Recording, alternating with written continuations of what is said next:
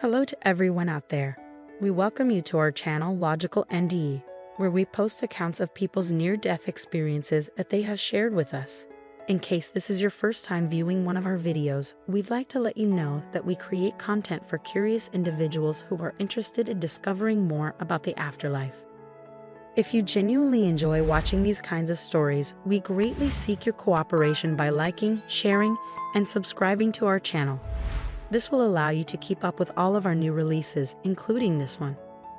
As for our devoted audiences, it seems like the perfect time to relax with a hot cup of coffee and take in today's episode as we start talking about the near-death experience that a South American resident, Mrs. Diane Philips, recently shared with us.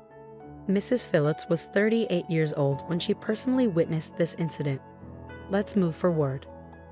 After losing my first pregnancy to a miscarriage, I was in a very dark period of my life. My mental health was in tatters, with it my physical health suffered too. It happened on the day I returned from the hospital with the news of a freshly lost 3-month-long pregnancy. My husband and I were going through a lot on that day. From 3 a.m. in the morning when we found the blood patches, to 12 p.m. that day when we got back home. Tired and with a lost baby, we had absolutely no concept of how difficult things had gotten. I remember crashing on the couch as soon as we reached home. My husband chose not to disturb me as the doctors had suggested rest for a week. As soon as I closed my eyes, I felt as if I entered a pitch-black space with nothing but me, yet I wasn't afraid. There was a lot of peace. I then started to see every stage of my life, from childhood to adulthood, playing out in front of me like a movie on a screen. It seemed so true. I was seeing myself, but it was better than a three-dimensional movie because I could also feel what the people I had interacted with throughout the years were feeling. I could feel the positive and negative feelings I caused them to experience. I opened my eyes and the next minute I felt my soul hovering above my body. I had the impression that my body was a stranger I had only recently met as I took my first look at it. I could tell the person had been terribly depressed by the anguish that was written all over its face. But I was unable to identify the pain as being mine.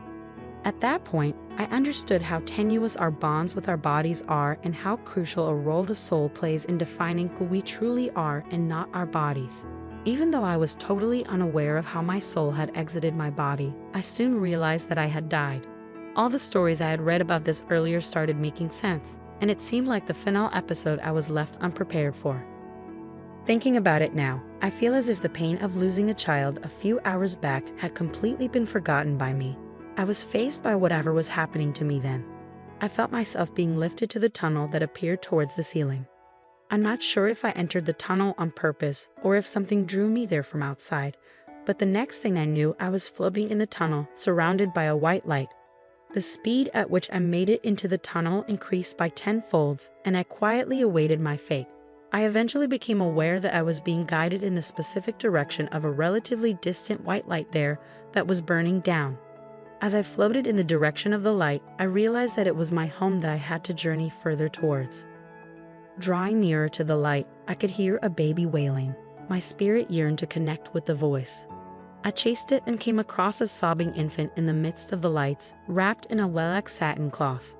I attempted to feel some emotion as I glanced at the infant, but it was as if all my feelings were trapped inside my body, which was still sitting on the couch at home. I made an effort to get closer but was unable to do so. I stared at the infant, who was suddenly peaceful, with my soul suspended in midair. At that particular moment, I felt like time went infinite. Everything in the universe had halted for me. As I swooped about the baby, whose cries had changed into giggles, I felt a sensation of calm and tranquility entirely sweep over me. I stepped into the light and made a connection with the tiny infant I could see. I immediately identified it as being my child. Its chuckle let me know who that was. It felt as if I could spend a million years listening to the baby's warm giggles. And then all of a sudden, I felt myself being dragged away from the light and into a dark place with no light. I made an effort to orient myself, but nothing was discernible. There were no windows, doors, or ventilation in the room. I was trapped in the chamber until I overheard somebody somewhere say, "There will be another." I searched for the voice, but I couldn't seem to move. It was as if I had been glued to the spot and my feet were stuck in the air. "Another what?" I responded with a question. All I could make out was the echo of my own voice and the statement, "There will be another," repeated. We later determined how I had conceived another child 4 months after this occurrence, and how the voice I heard there may have been hinting at this after talking about it with my husband. However, at that specific time, I was perplexed and frantically trying to get to the light. I didn't know why, but I ached to return to that infant and reclaim that moment of serenity. I'm not sure how long I lingered in that pitch-black space now that I think about it. Time had no meaning there, and I had given up on hunger and thirst, 2 characteristics related to the human body, when I left Earth. Now that I was completely lost, all I wanted to do was get out of the darkness. I considered the depression I had allowed myself to fall prey to after losing the pregnancy, and so the joy of getting my kid back remained unmatched by any other emotion I had ever experienced. I do not remember when and how I escaped from that room, but when I opened my eyes again, I found myself on the couch at home. It took me a prolonged moment to settle down to my new surroundings. I looked around for my husband only to find him right next to me. He was fast asleep. My forehead was completely filled with beads of perspiration. But there was a newly found peace within my heart that I had needed, and maybe God knew it could only be summoned out this way. I cherished the sight of the baby I saw within the light till date. When I told my husband about it, we both cried the day away, but it calmed us down. We knew God had taken care of our affairs and that there will be new beginnings in our life. My near-death experience filled me with hope, love, and empathy for every human out there dealing with loss of any kind.